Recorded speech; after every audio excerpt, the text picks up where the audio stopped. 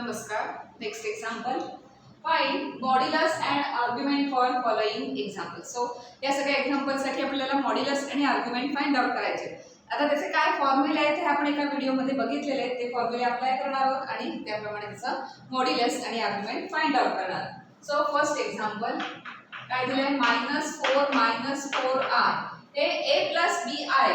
या फॉर्मॅटमध्ये आपण घेतलं तर a म्हणजे काय होणार आहे, -4 and b means -4 is equal to a plus b i या फॉर्ममध्ये असेल तर here a is equal to -4 and b is equal to also -4. आता मॉड्युलसचा फॉर्म्युला आपल्याला माहिती आहे. If complex number is given a plus b i then modulus is square root of a square plus b square. आणि tan inverse वरून आपल्याला argument पण काढता येईल. सो ते फॉर्म्युले आपण यूज करणार. So a is equal to -4, b is equal to also -4 with sign consider करायचं आपण. Therefore modulus of this -4 4i is equal to square root of this a square means -4 square plus this -4 square, that is equal to 16 plus 16. -4 असं ते square झाल्यावर plus 16 असं होतं. So it's equal to square root of 32. Square root of 32 means 16 into 2. Square रूटच्या बाहेर काय येईल तेव्हा स्क्वेअर रूटच्या बाहेर घेतो आपण. So 16 into 2. सो 2 चा स्क्वेअर रूट इथे आपण काढत बसणार नाही, पण 16 चं माहिती आहे त्याला आपण स्क्वेअर रूटच्या बाहेर आणायचं आहे. सो स्क्वेअर रूटच्या बाहेर येताना तो 4 त्याचं स्क्वेअर रूट होऊन येणार आणि 4 root 2. So modulus of this z is equal to काय मिळालं आपल्याला, 4 रूट 2. असं या सिंपल फॉर्म्युल्याने हे कॅल्क्युलेट करायचं. आता आपल्याला आर्ग्युमेंट बघायचं आहे. सो आर्ग्युमेंट ऑफ हा नंबर, आता याला z वगैरे म्हणा म्हणजे आपल्याला इथे z लिहिता येईल. -4 -4i या नंबरचा आर्ग्युमेंट काय असणार आहे तर tan inverse b upon a. हा फॉर्म्युला आपल्याला माहिती आहे. tan inverse b upon a theta is equal to tan inverse b upon a. b means काय, -4 which is equal to tan inverse of -4 upon a is equal to -4. So minus गेले 4 गेले. So tan inverse of 1. आता हे कसं काढतो आपण, trigonometry ही playlist तुम्ही बघितली असेल, बघितली नसेल तर ती पुन्हा जाऊन अभ्यास करा त्या प्लेलिस्टचा, कारण त्याच्या ट्रिग्नोमेट्रीशी रिलेटेड सगळं काही आहे. सो tan इनवर्स 1 आपण कसं फाइंड आउट करतो की 1 ही कुठल्या tan साठी व्हॅल्यू येते तर π/4 साठी येते, 90 डिग्री साठी. सो tan इनवर्स काय असणार आहे, π/4. आता त्या ट्रिग्नोमेट्रीचा जो काही प्लेलिस्ट आहे त्याच्या सुरुवातीचे काही जे व्हिडिओ आहेत त्याच्यात आपण बघितलं होतं की सर्क्युलर फंक्शन आहे, ही सगळी ट्रिग्नोमेट्रिक फंक्शन ती कशी फॉर्म होतात ते त्याच्यात कशा व्हॅल्यूज येतात ते तिथे आपण डिटेलमध्ये बघितले. की फर्स्ट क्वाड्रंटमध्ये ऑल पॉझिटिव्ह असतात, सेकंड क्वाड्रंटमध्ये साईनच्या सगळ्या व्हॅल्यूज पॉझिटिव्ह असतात and all remaining all negative. Sine आले की 1 अपॉन कोसेक आहे ना साईन, सो कोसेक पण पॉझिटिव्ह येतात पण बाकी सगळे निगेटिव्ह असतात. त्याच्यानंतर थर्ड क्वाड्रंटमध्ये टॅन पॉझिटिव्ह असतो आणि फोर्थ क्वाड्रंटमध्ये कॉस पॉझिटिव्ह असतो. आणि व्हॅल्यूज 90 प्लस थीटा आणि त्या रिपीट होत राहतात वगैरे हे सगळं आपल्याला माहिती आहे. आपल्याला काढता येणाऱ्या व्हॅल्यू कोणत्या जे आपण काढले आहेत तिथे a प्लस बीचे फॉर्म्युले वगैरे यूज करून असं करून आपण 0 to 90 पर्यंत त्याच्याकडे साइन 30 कॉस 30 टॅन 30 वगैरे या सगळ्या व्हॅल्यूज तिथे डिटेलमध्ये आपण इव्हॅल्युएट केलेले आहेत. आणि त्या 0 to 90 पर्यंतच्या ज्या व्हॅल्यू आहेत त्याच अगेन अँड अगेन रिपीट होत राहतात, हे आपल्याला माहिती आहे ट्रिग्नोमेट्रीमध्ये. सो ती व्हॅल्यू कुठल्या क्वाड्रंटमध्ये आहे त्यावरून त्याचं साइन ठरतं. म्हणजे सपोज कॉस असेल तर कॉस 45 इथे म्हणजे 0 कडून 45 कडे आला तर कॉस 45 इथे जर 1/√2 असेल तर ह्या तो फोर्थ क्वाड्रंटमध्ये आला म्हणजे फोर्थ क्वाड्रंटमध्ये येण्यासाठी किती ट्रॅव्हल केलं त्याने तर 0 पासून अँगल त्याने 270 प्लस 45 पर्यंत ट्रॅव्हल केलं. तर ह्या ठिकाणी कॉस पॉझिटिव्ह असल्यामुळे इथे पण त्याची व्हॅल्यू 1/√2 येते. बट 180च्या पलीकडे जाऊन इथे जर 1 म्हणजे 45 ला जर तो आला तर कॉस इथे निगेटिव्ह येतो. सो इथे -1/√2 ही त्याची व्हॅल्यू येणार आहे. सो तो कुठल्या क्वाड्रंटमध्ये आहे त्यावरून त्याची व्हॅल्यू तिथे काय येते म्हणजे त्याचं साइन काय येणार आहे ते तिथे ठरणार आहे.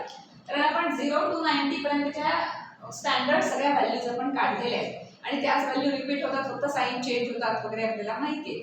म्हटलं तसं ट्रिग्नोमेट्री ही प्लेलिस्ट नक्की तुम्ही अभ्यास करा, कारण ट्रिग्नोमेट्री हे सगळ्या अल्जेब्रा म्हणा, जॉमेट्री म्हणा किंवा पुढे इंजिनिअरिंगला जे काही सब्जेक्ट येतील त्या सगळ्यासाठी अगदी बेसिक आणि महत्त्वाचा टॉपिक आहे. ते एकदा क्लिक पक्क असेल तर असं कुठल्याही टॉपिकमध्ये जर ट्रिग्नॉमेट्री येते तर तुम्ही पटकन त्याचं काय सोल्युशन असेल ते काढू शकता. सो हा तो कन्सेप्ट आहे सगळा. बघा ते ट्रिग्नॉमेट्रीतले सुरुवातीचे व्हिडिओज बघा की साईन कशा चेंज होतात आणि कुठल्या क्वाड्रंटमध्ये कुठली साईन, कुठल्या रेशोची साईन पॉझिटिव्ह कुठली निगेटिव्ह असते वगैरे ते सगळं आहे.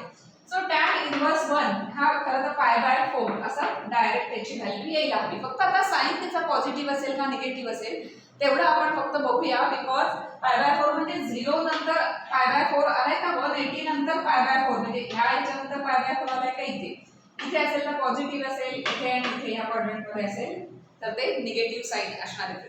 म्हणजे 90 प्लस होऊन इथे π/4 आला असेल या ठिकाणी तर इथे टॅन तिथे काय होणार आहे निगेटिव्ह होणार आहे. सो कुठल्या क्वाड्रंटमध्ये तेवढा फक्त आपण एकदा चेक करायचं की नंबर कुठल्या क्वाड्रंटमध्ये.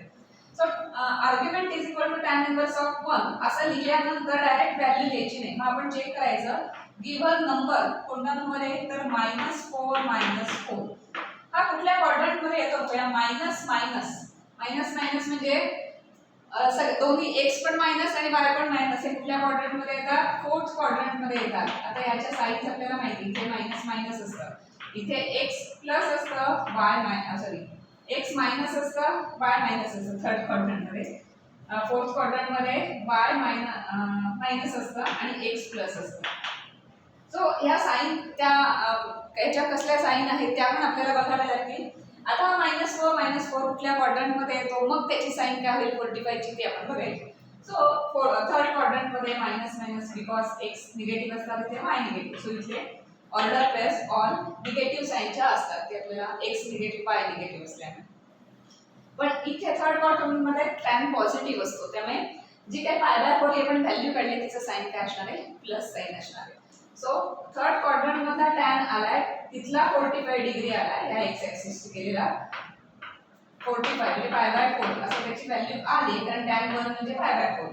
फक्त तो कुठल्या क्वाड्रंटमध्ये त्याप्रमाणे त्याला मागे साईन द्यायची. सो मेन्शन करायचं सिन्स -4 लाय ऑन थर्ड क्वाड्रंटमध्ये तो लाय होतो and in third quadrant tan is positive therefore value of argument is positive म्हणजे plus π/4. Hence modulus is 4√2 and argument is π/4. So modulus तर एकदम इझी आहे हे फक्त कॅल्क्युलेशन करायचंय. आर्ग्युमेंट सुद्धा तसं इझी आहे फक्त एकदा टॅनच्या ह्या व्हॅल्यूज ज्या येतात त्या नक्की काय असणार म्हणजे 60-30 वगैरे स्टँडर्ड व्हॅल्यूज माहितीच आहेत आपल्याला. पण नुसत्या 60-30 आहेत का तो नंबर म्हणजे तो ए आणि बीचा जो नंबर त्याच्यावरून आपण टॅन काढलाय ना ए बी आणि ए यूज करूनच टॅन काढलेला आहे. त्यामुळे ते ए बी हा नंबर कुठल्या क्वाड्रंटमध्ये आहे त्यावरून त्याचं साईन काय येतं तेवढं तुम्ही बघायचं आणि मग त्याप्रमाणे लिहायचं. बाकी स्टँडर्ड 0 to 90 टॅनच्या काय व्हॅल्यूज आहेत हे तुम्हाला माहितीच आहे. Next z is equal to काय दिले नुसतं 3 दिले पण हा रिअल नंबर असला तरी it is complex number also कारण 3 + 0i अशा फॉर्मॅटमध्ये आपण लिहू शकतो. So this is complex number. Second example z is equal to 3 म्हणजे 3 + 0i जर लक्षात येत नसेल तर 3 + 0i हा कॉम्प्लेक्स नंबर आहे. Here a is equal to किती मिळाले 3 and b is equal to किती आहे 0. आता सिंपल आहे. आता आधीच्या एक्झाम्पल मध्ये आपण बघितलंय की ते सर्क्युलर फंक्शन्स आहेत ट्रिग्नॉमेट्रिक त्यामुळे आर्ग्युमेंट फाइंड आउट करताना टॅन इन्व्हर्स काढताना त्याचं साइन काय आहे ते चेक करण्यासाठी तो नंबर कुठल्या क्वाड्रंटमध्ये आहे ते आधी बघा आणि त्याप्रमाणे साइन द्या. आणि 0 to 90च्या टॅनच्या स्टँडर्ड व्हॅल्यू पाठ नसतील तर त्या पाठ करून ठेवा. सो ते आता आपल्याला माहितीच आहे. z modulus of z is equal to square root of a square plus b square. So 3 square plus 0 square means 3 square and square root like get square and square root cancel झाले म्हणजे किती होणार 3. So mod z is equal to 3 simple. जो number आहे real number आहे त्याचा mod काय असणार आहे पुन्हा तोच रिअल नंबर आहे तो कारण 0i असल्यामुळे स्क्वेअर आणि स्क्वेअर रूट कॅन्सल होतं वगैरे. आता आर्ग्युमेंट काढूया. Argument of z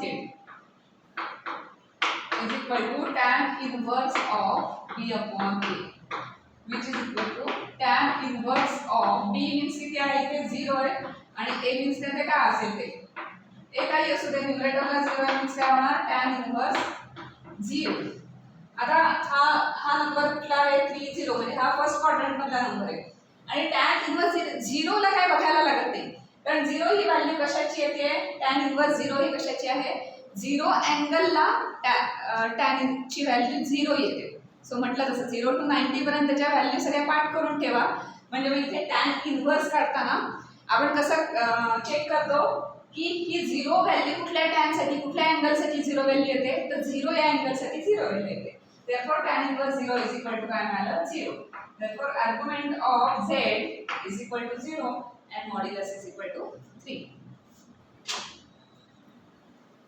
next example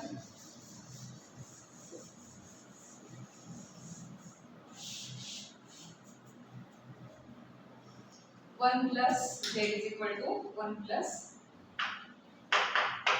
r into 3 so here a is equal to 1 and b is equal to root 3 therefore mod z modulus of z is equal to square root of a square plus b square so 1 square plus root 3 square so which is equal to 1 plus root 3 square means 3 so 1 plus 3 is equal to root 4 root 4 चा एक आला square root so square root 2 so mod z क्या modulus याचा किती आला 2 आला real number then argument of z is equal to tan inverse of b upon a which is equal to tan inverse of b means root 3 upon 1 means tan inverse of root 3 आता root 3 ही कुठल्या tan साठी value येते आठवा ते 0 to 90 च्या values so 60 tan 60 ची value किती येते root 3 येते सो root 3 म्हणजे pi by tan inverse of root 3 काय येणार पाय बाय 3 पाय बाय 3 म्हणा ते 60 डिग्री म्हणा सो पाय बाय 3 आहे अगेन हा नंबर कुठल्या क्वाड्रंट मध्ये हे एकदा चेक करा 1 root 3 सो पॉझिटिव्ह त्यामुळे तो फर्स्ट क्वाड्रंट मध्ये असणार आहे त्यामुळे root 3 जी काही व्हॅल्यू आहे पाय बाय 6 त्याला पॉझिटिव्ह साइन असणार आहे ते so argument of z is equal to plus pi by 3 किंवा 60 डिग्री असेल सो अशी मॉड्युलस आणि आर्ग्युमेंटची एक्झाम्पल्स तुम्ही सॉल्व्ह करू शकता हे तर इझी आहे याच्यासाठी फक्त साइन एकदा चेक करा काय आहे